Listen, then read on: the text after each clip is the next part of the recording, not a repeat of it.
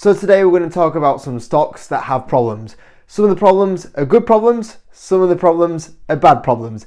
But there's a lot of stocks we're going to talk about in today's video. So for you guys that come to the channel and want one of those videos where there's a lot of stocks talked about, today's going to be one of those. There's a few stocks mentioned. As well as that, we'll talk about the macro environment because obviously there's a few political things going on out there at the moment and we'll talk about that. So lots of subjects to go through today, guys. Could be a bit of a long one. If you could hit the like button, I won't say much longer. I normally say get me to 16,000 subscribers and I'll do a live Q&A session on the Sunday for you guys. I'm not going to say it for much longer because I think we're about 8 subscribers away now, guys. So it's looking promising. This Sunday, I'll do the live Q&A session for you guys on the main channel. So we're nearly there. Get me there and I'll stop mentioning it at the start of the video. Apart from that, let's get started. Now, I actually just checked and we're actually 2 subscribers away. I thought I'd just double check before we go any further. 2 subscribers away from 16,000 subscribers now, guys. Come on. You guys on the Patreon, just to let you guys know, I've just literally dropped my US portfolio for October 2024. So obviously you can see how my positions are doing, what I'm up, what I'm down, my position allocation on there. If you do want to see some exclusive content like that, the link's in the description, guys. As you guys know, £5 a month. It's going up next year, so get in there while you can. So first of all, let's get on to the first subject, Greggs. Greggs had a pretty poor day today. The stock was actually down 5% today, and I was quite surprised because the results were okay. In fact, I thought they were pretty good. Total sales was up 10.6%. They still keep dragging that like-for-like up, which is impressive, up 5%. 86 new shop openings, which you think there can't be any more, Greggs, but maybe that's because I live up north. Maybe there's still a lot of room down south for a couple of Greggs, but up north you can have 3 Greggs on the same street. It's crazy, especially if you're in Newcastle. Everything else looks pretty good. The new investments in the logistics centres are going pretty good. Obviously, the big thing at the moment is the company isn't really growing much in profitability this year. Obviously, reinvestments, the inflationary environment, you've had, which is, by the way, they said that the guidance is still unchanged and they expect to be at the lower end of the inflationary impacts, which is also good to see. Obviously, you had the tax brackets going up in the UK at the moment, the national minimum wage going up at the moment. So, yeah, some impacts from that on the EPS point of view, but apart from that, it's consistently gone up. The year after, it's expected to go up, as you can see here. Still growing at 10% growth, which is very good. I didn't think we'd still see Greggs putting in like double-digit growth, but obviously that's still going on at the moment. I know a few people have the concerns about where is the ceiling for Greggs. You know, how many more stores can they keep up? Opening up. It seems like they've already have one on nearly every street corner.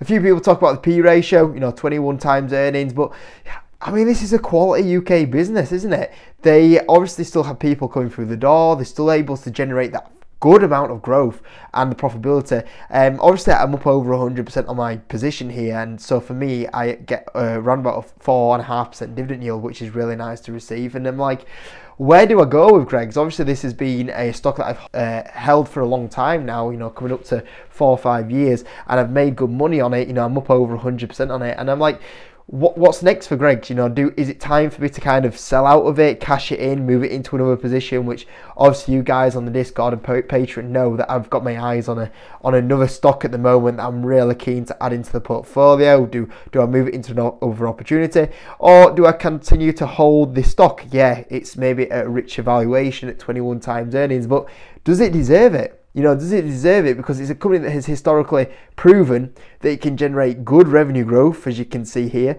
good profit growth, as you can see here. The profitability has increased nicely, apart from obviously the COVID numbers. So, the valuation's a bit rich, but does it deserve it? Is this a stock that will continue to do these numbers over the next 5 years, and it deserves a valuation? And should I continue to hold this premium brand? Let your winners keep winning. Water the flowers and trim your weeds. Don't do it the other way around. So I'm a bit stuck in the middle. This is a good problem to have more than anything, but I don't know where I go with Greggs. So I keep thinking about where to go with it. I don't know what do you guys think in the comment section anyway, but that's the first problem to have, which is actually a good problem. We'll get onto some of the problems that aren't so good a little bit later on in the video. Obviously today the market isn't looking good on the US side. The Dow was down, the S&P was down 1%, and the Nasdaq is currently down 1.6% as recording this video. A lot going on out there. We've got the situation with Israel and Iran at the moment. I'll keep this nice and brief because I know a few people, there's a lot of different opinions on the situation. I always say, my saying is, war is never good, and the fact that we still have wars in this day and age is unbelievable, because, the amount of lives that are affected and lost during these situations, that we still have people that are willing to do these, these acts of destroying lives is just insane to me, and there should be more. The fact that we did get to this point still is beyond me. How we are not able to resolve this is just, it adds fuel to the fire of hatred for more generations, which is, until you break the cycle of that, we're not going to get anywhere as a world, really, are we? So yeah, not good. And obviously this is going to cause issues that, certain countries do play the parts in supporting potentially other certain countries, which isn't good. That political tension that's out there, it's not good. So obviously that's having an impact on the world and also economies and concerns out there at the moment. The big thing that we're seeing at the moment is oil prices. Oil prices are currently creeping up at the moment, which is good, because what causes inflation out there, the big driver of inflation is oil. We saw that in 2021. Everything went crazy.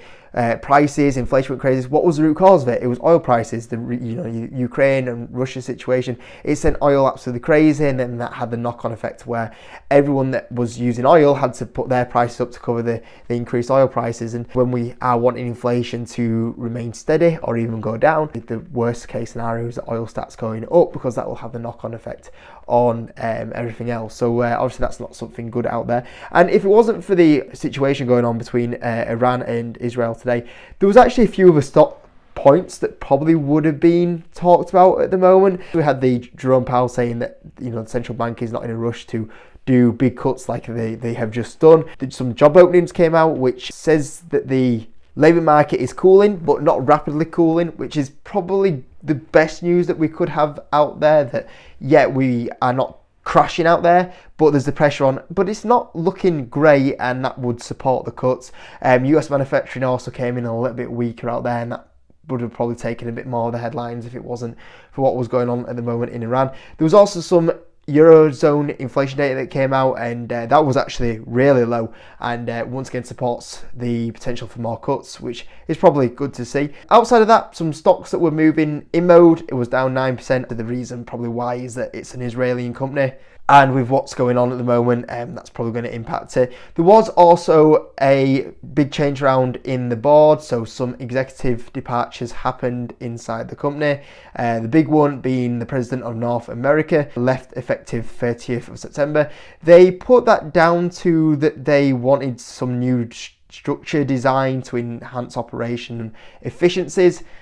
I don't know if they're telling the truth there. I don't know if that's why the stock was down a little bit because of that. The market was like, makes us a little bit nervous. I don't know if that was the case. I think probably more of the reason it's down is probably this that's going on. But same again with InMode. It's just like, I don't know if they're telling us the whole truth here. I think maybe the hint was, we wanted to save a bit of money and we feel like we can get someone that does it a little bit cheaper than what they're doing, or maybe we don't need to fill someone in that role as much or have as many people in these roles. Maybe that's what it is, and that's the hint they're trying to do by the words of the operational efficiency is that we think we can get someone just as good for cheaper. I don't know if that's what it is. Maybe they've been headhunted for another company. Maybe they've had concerns around the management team higher up. We don't know. There's probably something more going on here, but we'll see if it comes out a little bit in the future. But InMode, I do look at InMode at the moment. I've not really been buying InMode at all at the moment because I want to see the financials turn around before I do start buying.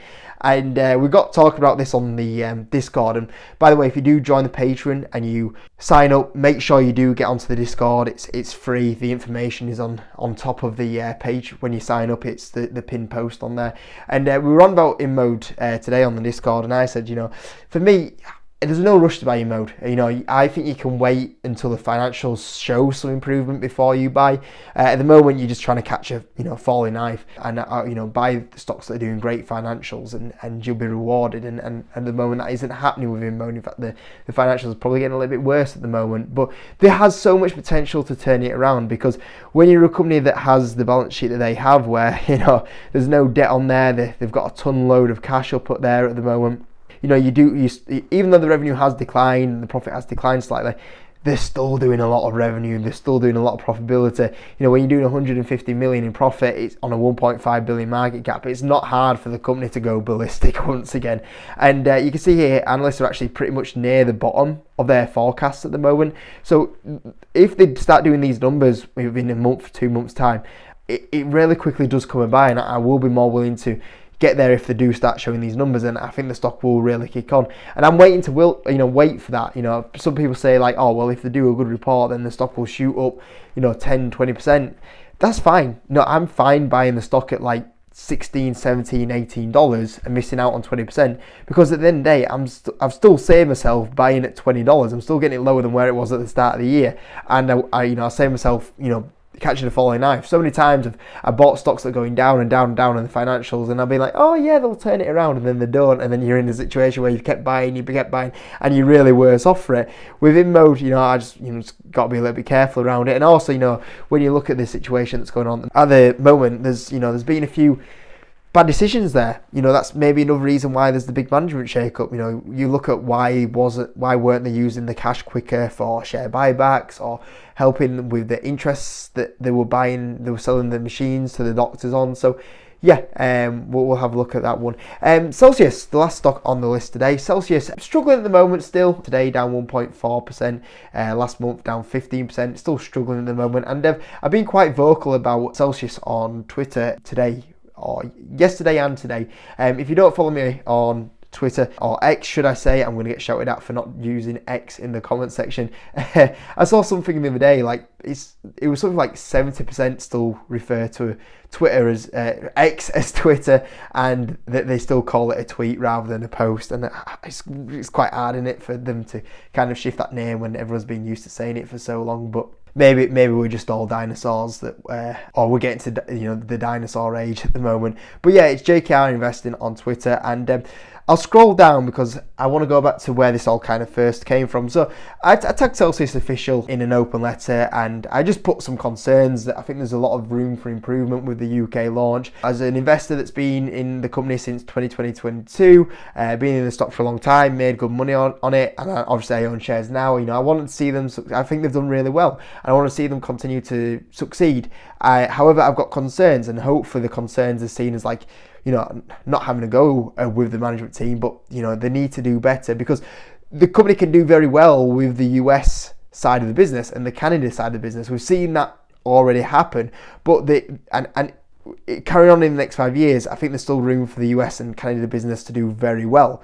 The big difference you have is that they've just launched into the UK market, the European markets, Australia, New Zealand markets. If they come if they're a successful US and Canadian business in like the next kind of 3, 4, 5 years, the company will do really well still from these levels. I think you're making 50 to 100% return in the next 5 years. But if they become a very successful worldwide company, that's where Celsius can go from 200, 300, 400% return. So it's key that they do get this expansion worldwide correct. And right now I have concerns around that expansion that's currently going on. And I sent an email to the investor team from a UK point of view. I'm someone that's had the products in the US, I bought products in the US, and I'm seeing a big difference between the US side of it and the UK side of it. And I just feel like they've been a bit lethargic around it. I don't think they've really reached the full potential yet with the UK launch. And I think there's been a lot of assumptions that like, oh, we'll just stick it in the UK market and it'll sell. And I feel like that isn't the case. And I've talked about before that the flavours, I feel like the flavours at the moment are not the best choice at the moment, and I'll show you that in a little bit more detail in a second. I think the coolers and stands are very poor. Literally, they're just in normal coolers, or as we could say in the UK, fridges. I think like when you go to the US, they're always in these nice cooler areas, which we've actually seen Monster. If you go into any like supermarket at the moment, like even Monster are up in the cooler, the fridge game, if you see their displays now. Or they used to have the big displays of something when you walk in. And marketing, I feel marketing's been so poor at the moment. There's no celebrities that are endorsing the products, there's no TV adverts, there's nothing. Like when Monster launched in the UK, I don't know if you guys ever remember, but they used to have the big Monster trucks, and they used to hand out all the free cans just to get it talked about. And there's just nothing. I've seen a couple of Instagram ads, but I don't know, I just don't think it's very successful what it could have been going forward. And then that falls on to what happened. So I did get an email back from the investor relations team, and I just felt it was such a generic reply. It was like, we are pleased with the UK marketing introduction. I was like, are you? Because what I can see, it doesn't look great. And the support that I was willing to give them for free, they've just kind of brushed it under. There was no coming back of like, yeah, you know what? We'll sit down. We'll give you half an hour. What are your thoughts on the situation? And I was very disappointed with the response from the investor relations team, to the fact that I am not buying any more shares in Celsius until I see this addressed, or I see still financials doing very well at the moment, or improving from where they are at. It did put a bit of a sour taste in my mouth. And then just to prove the point a little bit once again, is I went down to my local Tesco's that are currently stocking Celsius to kind of prove the point of like what is going wrong with the business at the moment with Celsius. So when I went in, for example, what I talked about before is the fridges. So right now they're just shoved in the normal fridge. There's no displays, there's no special coolers. They're just in the normal fridges, which is disappointing. And what has happened is this was a whole row. You can see here's like some Monster on the left, and to the right here there was actually more cans. And Celsius actually used to have the whole row, and now they're in about the middle part, and they've only got about half of it. So clearly they're not selling that well, because they've gone down to about half the shelf space. If they were selling well, they'd still have the full shelf space. So that's one of my points. The other thing is that the free flavors. So they've got this peach vibe, which is actually the favorite one that's in the UK from my point of view. We've got this cosmic vibe at the moment, and this fantasy vibe. Now at the moment you can see here the fantasy vibe was fully stocked. Not a single can had been sold of that. On the cosmic vibe there was one can that had been sold, and I think these two flavors are poor. I think these two flavors are one of the worst Celsius flavors that I have had. Like I said, I've been to the US and I've had a couple of flavors, and if I go in this article here, they actually rank the 18 Celsius flavors that they do have, and I'm going to try and scroll down really quickly. So yeah, in 15th place is the one that's in the UK, so that's really near the bottom. And yeah, I'm not a big fan of that one. Now, to be fair, the fantasy vibe is up in 6th, but same again, I'm not a big fan of that one, to be fair. But if you look at the top 3 flavors, the lemon and lime flavor looks quite nice, or sounds quite nice.